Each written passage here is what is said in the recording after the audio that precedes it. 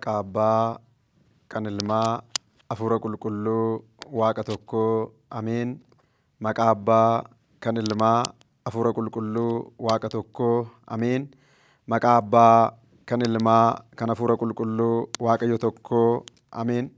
Jaalatamtoota maatii Waaqayyoo, Waaqayyo kan isin jaallatu, isinis Waaqayyoon kan jaallattan, bakkee dhiyoos fagoos kan jirtan, biyya keessas biyya alaas, hundumti keessaniyyuu nagaa Waaqayyoo gooftaa keenya Yesuus Kiristoos jiraataatiin nagaan isiniin jedhaa. Akkam jirtuu? Akkam yoo nageessanii? Akkam turtanii? Amiin. Galata Waaqayyoo jennee galateeffamuun amala isaa kan ta'e Waaqni keenya uumaan keenya qorichi keenya Yesuus Kiristoos maqaan isaa kan ol jedhee fi kan kabajame nuuf haa ta'u. Kiristoos du'aa ka'e, aangoof humna isaatiin seexanni hidhamee Addaam bilisa ba'e. Kanaa boodaa nagaaf tasgabbiin dhala namaaf ta'e. Akka fedhaaf jaalala Waaqayyootti sagalee Waaqayyoo waliin barannaa. Waaqayyo gooftaan keenya, Waaqni abbootaa, Waaqni qulqullootaa, Waaqni duuka bu'ootaa, Waaqni raajotaa gidduu keenyatti argamee jecha sagalee isaa akka nu barsiifatu fedhaaf eeyyama isaa nuuf haa ta'u. Kan amante ta'i malee hin shakkiin.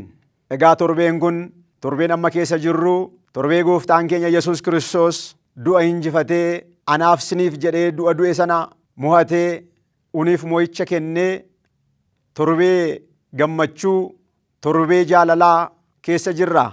Guyyaan kun akkuma barsiisa mana kiristaanaa keenyatti Toomaas jechuudhaan beekama.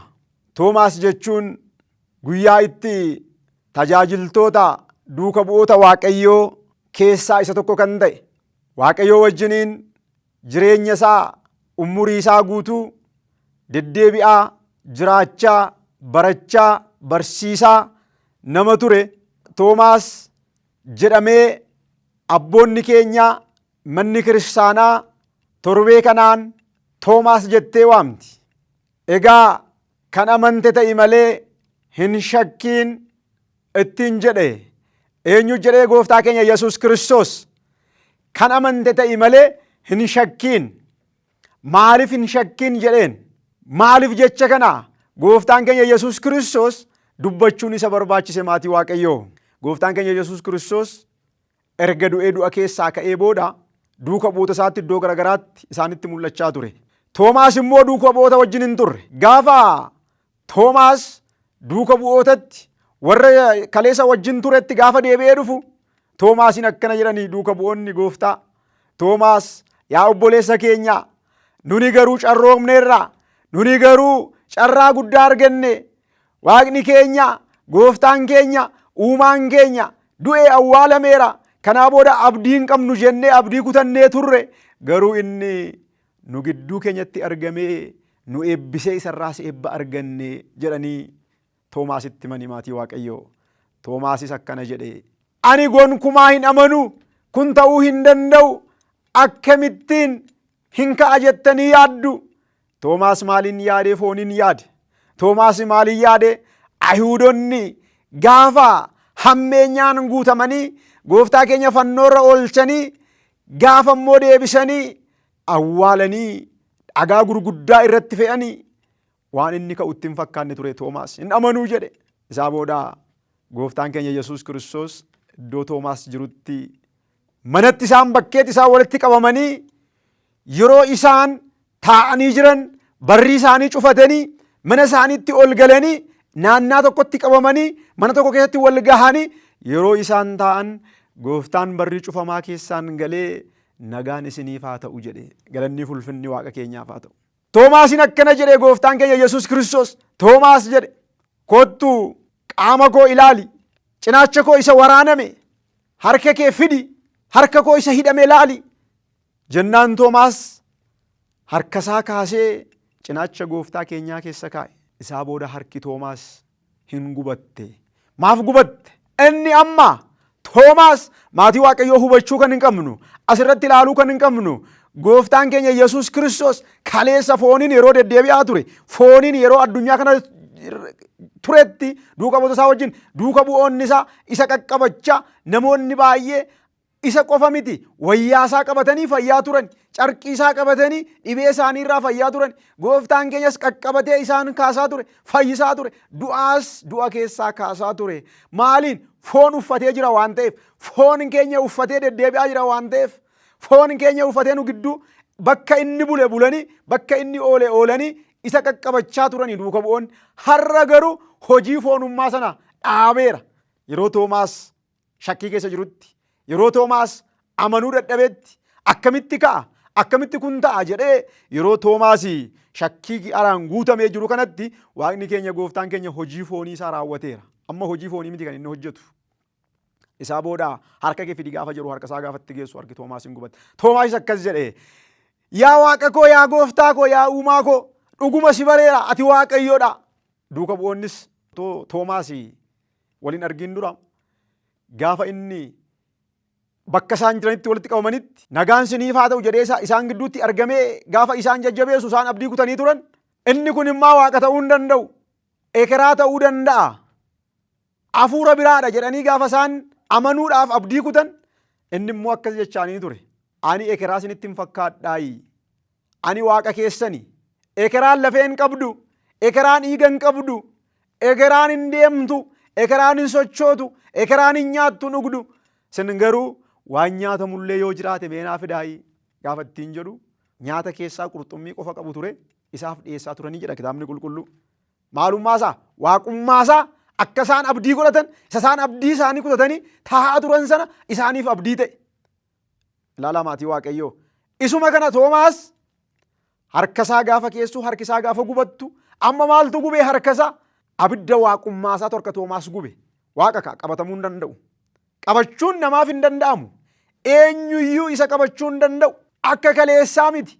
Hojii foonii hojjetee anaaf isiniif darbeera. Isa garuu har'a garuu hojii foonii sana hojjechuu hin qabu waan ta'eef waaqummaansaa gaafa Magdalaawit Maariyaam urgooftuu dibuudhaaf, shittoo dibuudhaaf gara boollaatti gaafa deemanii gooftaa dhabanii gaafa deebi'an nama ataakiltii eegu fakkaatee isaanitti gaafa mul'atu. Situ fudhatee yoo ta'e naa deebisi jettee gaafa kadhattu gooftaan keenya gaafa isheen garagaltu Maariyaam gaafa jedhuuniin rabbuunii jetteeniin barsiisaa koo jechuudha. Barsiisaa koo gaafa jetteetti siquuf hammachuuf gaafa kaatu nan qabatiinaa, nan tuqiinaa, ani ammallee gara Waaqa keessanii, gara Waaqa koo, gara abbaa keessanii, gara abbaa kootti ol hin baane natti hin bu'iinaa ittiin jedhe. Ilaala, amma qabachuun hin danda'amu ka Waaqayyo waan ta'eef. Hojii isaa kaleessa Addaamiif waadaa galee sana raawwateera waan ta'eef, raawwisa sana xumureera waan ta'eef, amma hojii foonii wanti inni hojjetu tokko illee hin jiru. Akkuma kana Toomaas yaa Waaqa koo, yaa Gooftaa koo ittiin jedhe. Toomaas hin boo'e, hin gadde. Gooftaan isa akkas jedhe. Toomaas kan amantee ta'e malee hin shakkiin ittiin jedhe. Ilaala. Gooftaan keenya Yesuus Kiristoos jecha isaatiin, jechi isaa dammaaf aannan kan caalu, dammaaf aannaniin kan madaalamu miti, garuu waan jennu waan hin qabneef kanatti fayyadamna malee. Maaf shakkita? Ati garuu na agarteet, na amante, otoo nan argiin warri na amanan isaan haa gammadanii jedhe. Mee namatti hin toluu maatii Waaqayyoo jechi sagalee Waaqayyoo kun. Ati garuu na agarteen na amante. Waaqa ta'uu koo otoo nan argiin warri na amanan garuu haa gammadanii ittiin jedhe Toomaasiin. Haa gammadan. Eeyyee ilaalaa maatii Waaqayyoo. Raajonni kaleessa akka gooftaan dhufee dhalatu, dhala namaaf jireenya kennu raajani garuu Waaqayyoo hin agarre. Maaliin abdii godhatan? Amantiidhaan abdii godhatan. Raajonni raajanii duuka bu'oonni dhufani. Gooftaa dhalachuusaa argani. Isaafis sagadani. Isa wajjinis jiraatani. Iddoonni boolus bulan, iddoonni oolus oolani. Eenyu duuka bu'oonni? Isaanis hin darbani. Wareegamtoonni hin ka'an. Wareegamtoonni gaafa ka'an ijaan hin agarre. Amantiidhaan arganii hojii isaa kaleessaa dhagahanii Waaqayyo duukaa bu'anii jiraatan. Maaliin? Amantiidhaan. Wareegamtootatti aansee qulqulloonni abboonni keenya ka'an amantiidhaan amananii duukaa isaa bu'anii isa wajjin jiraatan har'a anaaf isiniif fakkeenya ta'an. Maaliin? Amantiidhaan. Toomaas garuu amantii dhabe yeroo sanatti amantii qabaadhu jedheeniin hin shakkiin jedheeniin. Har'a namoonni amantii qabaatanii shakkan jiru. Har'a namoonni Kiristoos inni isin jettanii du'eera eessa jira namoonni jedhanii namoota raasan jiru. Kiristoos garuu du'ee du'a mo'ee ka'eera. Toomaasitti kan inni mul'ate.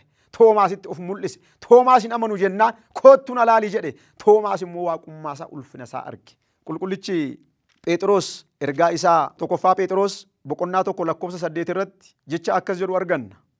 Qulqullichi Phexros waa'ee du'aa ka'umsaa, du'aa ka'umsi maal akka fakkaatu qulqullichi Phexros ergaa isaa keessatti yeroo inni katabee jecha sagalee Waaqayyoo lafa nuu kaa'u arganna. Innis Kiristoos warra du'an keessaa akka ka'e isin hin beektanii. Kiristoos warra maalii keessaa? Warra du'an keessaa akka ka'e jedhee qulqullichi Phexros waa'ee du'aa ka'uu gooftaa keenyaa Yesuus Kiristoos akkuma Toomaas shakkee akkamitti du'aa ka'uu danda'e, akkamittiin amana akka jedhe qulqullichi Phexros immoo isa kana Kiristoos warra du'an keessaa akka ka'e ragaa ba'a. Ergaa qulqulluu Phaawulos gara warra Ibrootaa boqonnaa 11:27 irratti waa'ee raajicha Musee waa'ee kanaa gaafa inni ragaa ba'u arganna. Akkas jedha. Innis biyya ormaa keessatti amantiidhaan jabaatee ayyaana Faasigaa kabajee jedha. Amantiidhaan jabaatee eenyuun? Museedhaan. Haadha isaaf abbaa isaarraa gaafa dhalatu Museen mucaa bareedaa, mucaa miidhagaa waan ta'eef amantiidhaan ji'a 3 oksanii eeganii isaa booda mana Fara'oonitti bulatan. Namoonni kutaa macaafa qulqulluu kana bal'inaan akka dubbiftan maqaa Waaqayyootiin ergaa kun isiniif dabarsa. Isaan amantiidhaan guddisan, innis amantiidhaan guddate. Isaa booda garuu ilma Fara'oon jedhamee waamame. Yeroo xiqqoo booda garuu Waaqayyo Musee filate. Innis Waaqayyo duukaa imala isaa taasise. Isaa booda Gibxi keessaa gaafa ba'u Waaqayyo isa wajjin ture. Waaqayyo maal jechuun ijaan hin agarre amantiidhaan abdii godhatee biyya Gibxii keessaa ba'ee ayyaana Faasigaa uummanni Israa'el akka kabajan taasise. Eenyu? Musee. Maaliin? Amantiidhaan. Kanaaf Toomaas akka inni amantii argatu, akka inni amantii godhatu, akka inni jabaatu, yaa Toomaas amani malee hin shakkiini. Otoo nan argiin warri na amanan haa gammadanii jedhe. Aniif isin har'a Waaqayyoon arginee qaqqabannee otoo hin taane maaliin amannee jirra? Amantiidhaan amannee jirra. Amantiidhaan fudhachuu qabna. Waaqayyo jiraachuusaa maal hin beekuu qabna? Waaqayyo halkaniif guyyaa kana kan jijjiiru isadha jennee beekuu qabna jechaadha. Akka Toomaas shakkuu hin qabnu. Toomaas hin shakke garuu uumama irratti hin amane. Gaafa harki isaa gubattu, gaafa yaa Waaqa koo, yaa Abbaa koo, uumaa kooti gaafati jedhu. Garuu Waaqayyo immoo gara laafessa waan ta'eef harka Toomaas sana hin deebiseef. Anaaf isiniifis illee har'a Waaqayyo qalbii keenya nuuf haa deebisu. Isa shakkiidhaan guutame, isa Waaqayyo irraa gargar ba'uudhaaf, isa laphee keenya cufee akka nuun amantii hin qabaanne nu taasisu Waaqayyo qalbiif hubannaa nuuf haa kennu. Toomaas isaa booda hin boo'e. Har'a namoonni Waaqayyo irraa adda baanii ka'anii boo'an jiru. Har'a namoonni shakkiidhaan guutaman jiru. Har'a namoonni lapheen isaanii shakkiidhaan guutamee hin amannu kan jedhan baay'een isaanii jiru. Garuu otoo isan argiin warri na amanan, otoo anan argiin warri na amanan isaan haa gammadanii. Isaan gammachuu guddaa qabu. Aniif isin amantiidhaan fudhannee Waaqayyo qilleensa keessa jiraannu kana akka nuun hafuura baafannee yeroo hundumaa jiraannu kan nu taasisu. Yeroo sochoonu qilleensa gaarii kana dhala namaa miti kan nuuf kenne. Akka hafuurri keenya bahee seenu kan taasise eenyudha? Waaqa keenyadha. Kanaafiyyuu kana maaliin beekuu qabna? Amantiidhaan beekuu qabna. Eenyu nuu godhe waan ta'eef Waaqayyo akka nuu godhe, Waaqayyo akka nuu raawwate kana beekuu qabna jechaadha. Isa kitaaba qulqulluu keessatti barreeffame. Kanaaf yaa Toomaas kan amante ta'i, hin shakkiin jedhe. Yeroo ammaa kana nun shakkuu hin qabnu. Gooftaan keenya yeroo hundumaa isa inni nuuf jedhee du'e, isa inni nuuf jedhee garafame, isa inni nuuf jedhee gidiraa arge kana isa yaadachuudhaaf malee gooftaan keenya yeroo hundumaa hin du'a jechuu keenya miti. Tokkicha du'eera. Tokkicha hundumaa sanyii Addaam hundumaa cubbuudhaa jireenyatti deebiseera. Kanaa booda garuu gooftaan keenya Yesuus Kiristoos akkuma Toomaasiin amani malee hin shakkiin ati kan amante ta'i ittiin jedheen kana gooftaan keenya Yesuus Kiristoos amma moo maal godha? Warra amananis warra hin amaninis immoo firdiidhaaf yeroo inni gara isaaniitti gara keenyatti dhufutu jira. Maatii Waaqayyoo. Kanaaf anaaf isin warra amanne taanee Waaqa keenyatti gammannee gammachuu isaatiin isa inni hoolaa araaraa nu ta'e sana, isa inni anaaf isiniif jedhee gidiraa arge sana yaadannee waggaa waggaadhaan jaalalaan amantiidhaan guutamnee otoo hin shakkiin laphee keenyarraa gooftaa keenyatti amanuutu nurra jiraata. Du'aan ka'umsisaa mul'achuun isaa nunis boru akkuma inni fakkeenya nuu ta'e du'aa kee nunis du'a keessa akka kaanu, jireenya bara baraa akka qabaannu, jireenya bara baraatiin akka deddeebinu, jireenya bara baraatiin Kiristoos faana akka jiraannu nunis amantiidhaan laphee keenyarraatii amanuu qabna. Toomaas erga argee booda hin boo'ee gara waaqa isaatti, waaqni isaas eenyu akka ta'e bare. Anaaf isinis waaqni keenya eenyu akka ta'e baruu qabna. Waaqni Toomaasitti dubbate, waaqni Toomaasitti mul'ate, Toomaasitti yeroo duuka bu'oota iddoo garaagaraatti itti mul'atu Toomaas hin turre. Toomaas garuu waan keessi isaa shakkiidhaan guutamee jiruuf gooftaan keenya Yesuus Kiristoos garuu Toomaasitti mul'ateeti. Iddoo isaan walitti qabamanii jiranitti nagaan isiniif haa ta'u ittiin jedhe. Isaanis nagaa sanaan abdii godhatanii hin gammadani. Keessi isaanii guutuu ta'e eenyu duuka bu'oonni. Maaliif dura abdii kutanii ture? Waaqni isaanii uumaan isaanii inni isaan kaleessa abdii ta'eef fuula isaanii dura hin jiru waan ta'eef abdii kutatanii iddoo isaan barrii cufatanii walitti taa'anii gaddanitti inni garuu barrii cufamaa keessaan homtuu kan isan daangessine homtuu kan isan orkine mana cufamaa keessaan galee nagaan isiniif haa ta'u ittiin jedhe maatii Waaqayyoo. Har'a nunis anaaf isin yerootti abdii kunnu abdii kan nuuf ta'u Kiristoos waan ta'eef Kiristoositti amannee abdii kutuu hin qabnu. Kiristoositti amannee shakkuu hin qabnu. Gamana Waaqayyootti gaafa deddeebinu shakkuu hin qabnu. Iddoo garaagaraa gaafa hojjennu hojii keenya keessatti hojii hafuuraa keessatti shakkuu hin qabnu. Hojii hafuuraa keessatti yeroo hojjennu amantiidhaan hojjechuu qabna malee shakkiidhaan hin hojjennu. Namni shakkiin hojjetu hin fayyu. Namni shakkiin deddeebi'u hin fayyu. Namni shakkiidhaan yeroo hundumaa deddeebi'u jireenya hin argatu. Maal gochuu qaba ree? Amantiidhaan fudhachuu qaba. Shakkii keessaa ba'uu qaba. Dhalli namaa har'a addunyaan keenya shakkii keessaa yoo hin baane jireenya hin argattu. Shakkii keessaa yoo hin baane namni kamiyyuu tasgabbiin argatu. Maal gochuu qabna ree? Shakkii keessaa ba'uu qabna. Shakkii sana dhiisuu qabna. Amanuu qabna. Amantiidhaan cimuu qabna. Amantiidhaan deddeebi'uu qabna. Amantiidhaan dhaabbachuu qabna malee shakkiidhaan deddeebi'uu hin qabnu. Gooftaan keenya Yesuus Kiristoos waa'ee shakkii hin shakkiinaayi kan amantan ta'a jedheera waan ta'eef amanuu qabna. Namni amantii keessa jiraatu yeroo hundumaa amanuu qaba. Addunyaa cubbamtuu keessaa isaa cubbuun itti hin jiraanne, isaa soomni itti hin jiraanne gooftaa keenya Yesuus Kiristoos isa dhugaa ta'e isatti amanuutu nurra jiraata. Addunyaan kun sobduudha. Addunyaan kun rakkistuudha waan taateef Toomaas bifa fooniitiin bifa addunyaa fakkaatee mul'ate. Waaqayyo garuu inni waaqasaa, inni uumaasaa akka jiru, akka hin duune, waaqa jiraataa, waaqa bara baraa akka ta'e garuu maal godhe? Toomaasitti of mul'ise. Kanaaf nunis waaqni Toomaasitti mul'ate har'allee akka nutti mul'atu, waaqni Toomaasitti dhiyaate har'allee akka nutti dhiyaatu, nunis gara isaatti dhiyaannee jaalalaan, amantiidhaan akka jiraannu Waaqayyo gooftaan keenya hunda keenya nu haa gargaaru.